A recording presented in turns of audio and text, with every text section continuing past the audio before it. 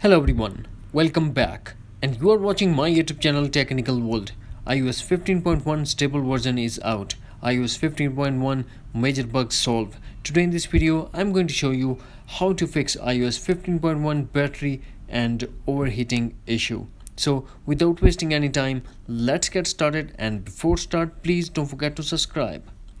iOS 15.0.2 user facing the overheating and battery issue.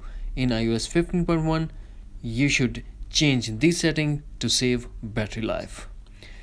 Number 1. Launch settings. Now tap on General.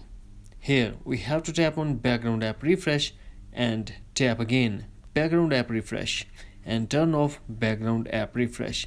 If Background App Refresh is grayed out, then disable low power mode. Now we go for solution number 2. Back to settings, then tap privacy and tap location services. Now turn off location services. Now go back to privacy and tap on tracking, and also turn off allow app to request to track. Go back to settings and disconnect the internet connection. If you're using Wi-Fi, turn off. If you're using cellular mobile data, turn off if not in use. Or same, go back to settings, then tap on display and brightness and select dark mode. Now we go for solution number 5.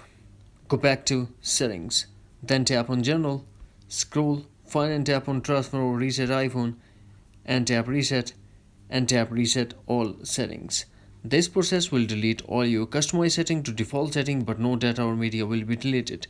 Here we have to put iPhone passcode and tap again reset all settings to confirm your action.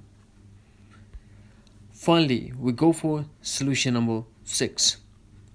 Go back to settings and general and tap software update.